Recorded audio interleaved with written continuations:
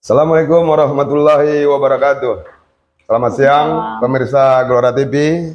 Selamat siang Mbak Mita. Selamat siang Pak. Oke ya. Mbak Mita ini namanya Mbak Mita Adikayanti. Mita Adikayanti ya. Iya. Ini menarik ini ya. Adikayanti itu kalau nggak salah bahasa Sumbawa ya. Iya Pak. Tentu ada ceritanya ya. Iya. Mita Adikayanti.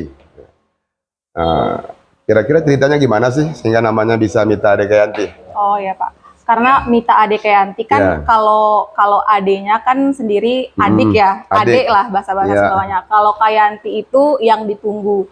Jadi karena saya anak perempuan sendiri di keluarga, jadi istilahnya saya yang paling ditunggu lah Pak di keluarga. Oke, yang dinanti-nantikan ya. Iya.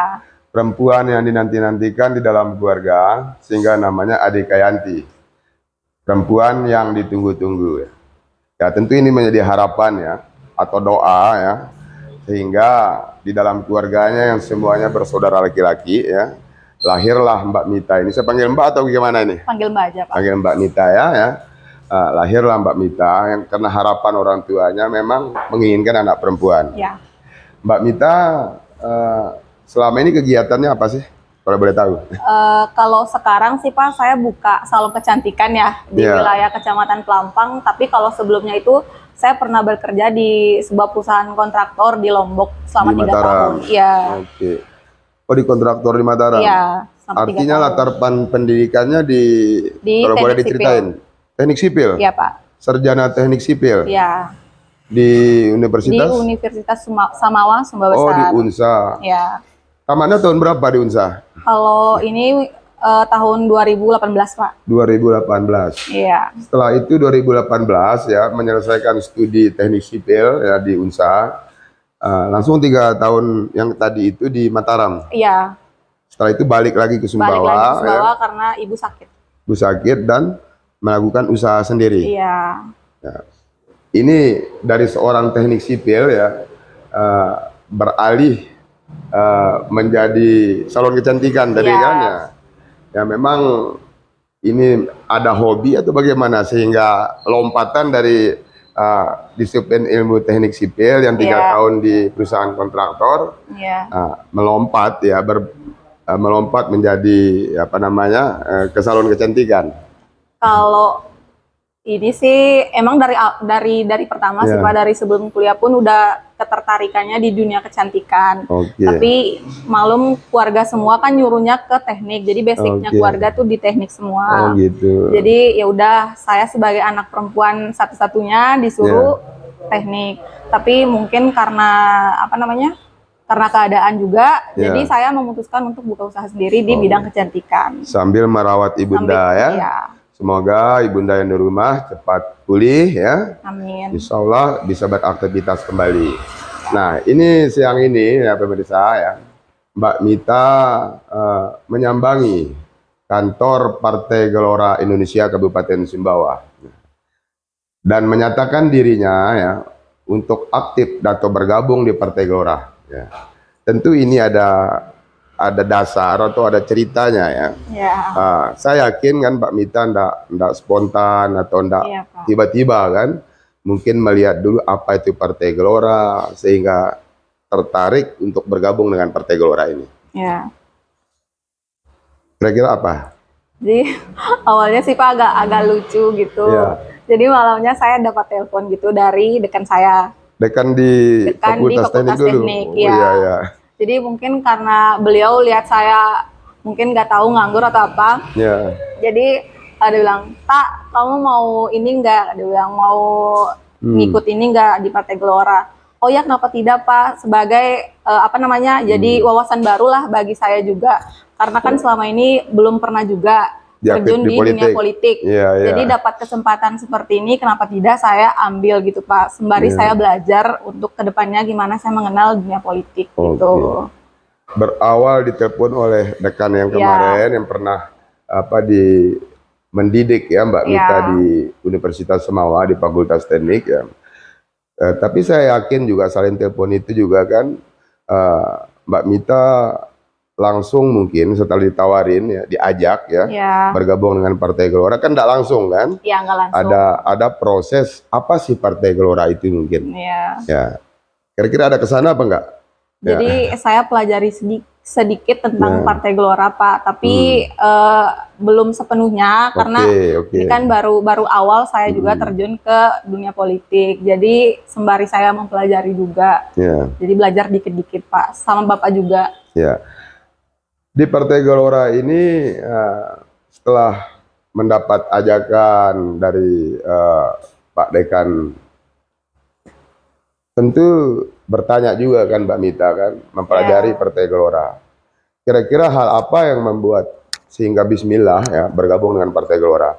Apa karena figur Pak Anies Mata, apa karena figur Pak Fahri Hamzah, yang kebetulan beliau ini adalah putra Sumbawa selaku pendiri Partai Gelora Indonesia ini.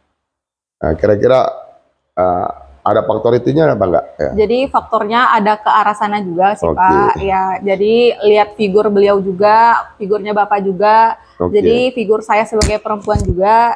Nah, jadi kenapa tidak wanita mencoba hal yang seperti ini gitu Pak? Jadi selain bergabung ya, saya juga mendengar tadi dari tim 7 ya. Tim 7 ini di Partai Gelora adalah tim yang memverifikasi, memverifikasi ya berkas-berkas bakal calon legislatif yang insya Allah nanti akan mengikuti pemilihan legislatif di bulan Februari 2024. Saya mendengar tadi dari Ibu Suhada yang menerima Mbak Mita ya, selain diterbitkan kartu tanda anggota, ada dialog tadi kan kurang lebih 2 atau 3 jam ya. Mbak Mita juga berniat untuk ikut sebagai bakal calon legislatif dari dapil 3 kalau tidak salah ya, Marongi, Lampang, Labangka, Empang dan Terano. Kira-kira apa sih yang membuat langsung ingin menjadi bakal calon legislatif mewakili kaum perempuan terutama seusia Mbak Mita? Kalau boleh tahu usia Mbak Mita sekarang berapa? Sekarang tahun ini jalan 27, Pak. 27? Iya. Artinya masih kategori milenial ini? Iya, masih banget, Pak. Kira-kira apa sih yang akan diperjuangkan nanti ketika insya Allah terpilih? Terutama untuk perempuan mungkin, untuk milenial atau sebagainya. Kira-kira pandangannya bagaimana? Kalau pandangan saya sebagai perempuan nih, di ngeselnya kalau saya bisa loh Pak ya, bisa kedepannya maju lebih baik lagi. Sekarang kan dunia milenial banget, jadi sosmed banget semuanya. Jadi saya manfaatkan dunia sosmed juga untuk kemajuan milenial sekarang. Pokoknya bisa menghasilkan dari dunia sosial media gitu Pak. Ya artinya ya Mbak Mita ini paham ya, paham dengan fenomena sekarang bagaimana kekuatan media sosial, bagaimana seusia Mbak Mita yang bisa kita kategorikan milenial ya, yang biasanya terstigma ya, tidak apolitik lah atau tidak terlalu begitu mau terjun langsung ke secara politik praktis ya. Namun siang ini ya Mbak Mita yang relatif masih muda dengan segala pengalamannya tadi ya, 3 tahun di bidang kontraktor, sekarang menekuni usaha mandiri di bidang salon kecantikan ya, berniat untuk berjuang bersama Partai Gelora Indonesia Kabupaten Sumbawa, selain menjadi pengurus, selain menjadi anggota pengurus, juga insya Allah nanti ya, akan berkompetisi bersama-sama dengan kekuatan Partai Gelora ya untuk menjadi bakal calon legislatif mewakili dapil 3. Saya kira itulah profil Mbak Mita ya. Mudah-mudahan ya ini menjadi awal yang baik ya. Dan kita yakin ya kaum muda ketika terlibat dalam partai politik ya tentu ini akan semakin menambah wawasan, menambah network ya, hal-hal positif lainnya. Inilah yang kita tunggu ya. Kami mengajak semua kaum muda ya, kaum milenial ya, untuk bergabung bersama Partai Gelora ya, bergabung dengan partai, kalau istilah Sumbawa itu besmaras berma ya, dalam bermanansi itu berma jatuh samawa. Sekali lagi terima kasih Mbak Mita ya, selamat bergabung di Partai Gelora, semoga ini menjadi awal yang baik bagi kita semua. Sekali lagi terima kasih. Assalamualaikum warahmatullahi wabarakatuh. Waalaikumsalam.